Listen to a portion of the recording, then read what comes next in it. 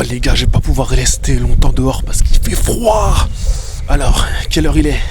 C'est la petite tradition de voir l'heure après le combat. 6h50 du matin. Vous voyez, il fait jour, donc j'en profite pour faire la vidéo à l'extérieur. Bon, qu'est-ce qu'on va dire sur ce combat? À part que Canelo a été extraordinaire, il a été exceptionnel. Non, vraiment, il a été très bon. J'ai été même plus pro Canelo que les juges, parce que j'ai noté 117-111 en faveur de Alvarez. Vous voyez, donc j'ai vraiment été...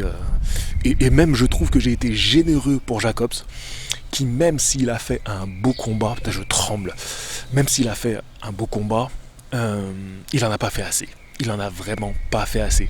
Je savais qu'il allait mettre un petit peu de temps à rentrer dans le combat. J'ai été étonné que Canelo soit un peu sur la réserve au début. Je pensais qu'il allait attaquer bien plus fort dès le premier round, sachant que Jacobs allait mettre un petit peu de temps à enclencher la seconde. J'ai trop froid. Mais donc, bon, début de combat, je m'en doutais, ils se jaugeaient un peu tous les deux, en sachant que tous les deux sont des gros cogneurs et que, bon, ils sont pas mal en boxe, donc voilà, ils voulaient voir un petit peu comment allait se situer l'autre. Il a commencé un peu à rentrer dans le combat, Jacobs, au deuxième round, troisième round, et puis après, il y a eu comme un petit recul vers le quatrième. C'est au septième, je crois qu'il arrive à bien le toucher avec un crochet gauche, double crochet gauche, un peu en cross comme ça. D'ailleurs, ça a bien calmé Canelo à ce round-là, donc c'était le 7 ou le 9, je sais plus. Et à la fin du round, Canelo, il se calme un petit peu, mais c'était pas suffisant. Canelo, il a été extraordinaire, en défense, en attaque, tout, il le cadrait, il l'empêchait de se déplacer. Il était extra lucide en fait, à toutes les attaques qu'il faisait, on avait l'impression qu'il voyait tout venir. Il était tout le temps à sa bonne distance, il travaillait bien avec son bras avant, que ça soit avec des crochets en jab au corps, jab en haut, c'était sec, c'était puissant. Au début je me disais bon, il fait peut-être pas assez de préparation d'attaque, mais après quand il s'est mis à lâcher sa boxe, c'était magnifique. Je suis gelé. J'aurais jamais dû faire cette vidéo dehors. Bref, voilà, rapidement, pour dire que il n'y a rien à dire sur la victoire de Canelo. Enfin, je sais pas, j'attends vos retours. Je pense que je vais faire une vidéo où je répondrai à vos retours sous cette vidéo-là mercredi prochain. Ça fait longtemps que j'ai pas fait une vidéo comme ça où je réagis à vos commentaires. Mais là, il n'y a rien à dire. La victoire de Canelo au point, elle a été assez largement prévisible. Mais qu'il fasse un si beau combat, waouh, quand même, la progression de Canelo, d'Alvarez, il n'y a rien à dire. C'est un boxeur qui n'a cessé de progresser. Alors, on disait avec des abonnés, et même là, ils disaient pendant le combat, que Canelo, on ne pouvait pas lui reprocher d'avoir pris les meilleurs. Il a quand même attendu le temps qu'il fallait pour prendre Golovkin. Il aurait pu prendre Golovkin un peu plus tôt, surtout qu'il était venu chercher une ceinture chez les poids moyens en la prenant à Cotto. C'est le petit point que je pourrais dire à Canelo, mais à part ça, aujourd'hui l'école de la boxe c'est Canelo et je ne vois pas. Ça va être très dur cette année de ne pas donner le titre de boxeur de l'année à Canelo. Je suis assez surpris par la stratégie de Jacobs parce que on sait qu'il est bon à la mi-distance, il met des beaux crochets. T'as le jour où quelqu'un va me regarder là et va me voir en train de faire des vidéos dans... Ils vont se dire mais c'est quoi ce barjo? Bref, quand on voit Jacobs qui est à la mi-distance est quand même assez bon, il a des sortes de crochets un peu fouettés qui sont pas mal, mais il manquait de précision dans ce combat, c'est-à-dire que même quand il allait au combat il manquait de précision et surtout il boxait pas assez en avançant.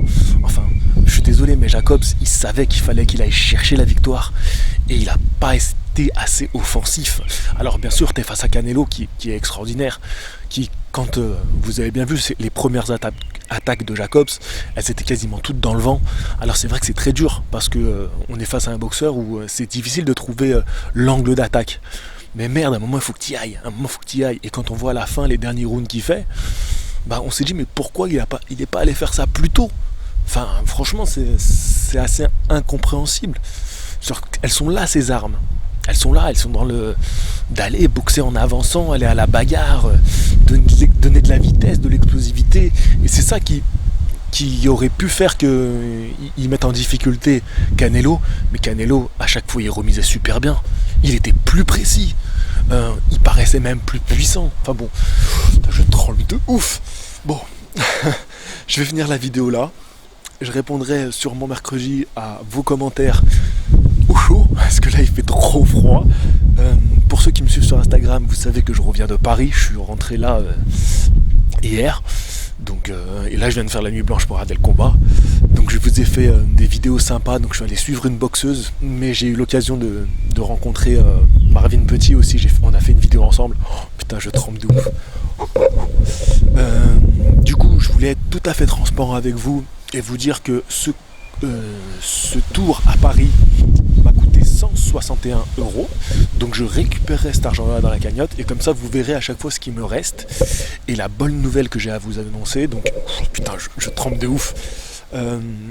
Ces vidéos que je suis en train de préparer vont sortir d'ici une semaine et je retournerai après sur Paris pour faire Cœur de boxeuse, où je vais accompagner la boxeuse pendant son combat.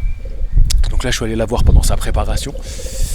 Et la bonne nouvelle, c'est que j'ai 2 interviews très intéressantes la semaine prochaine.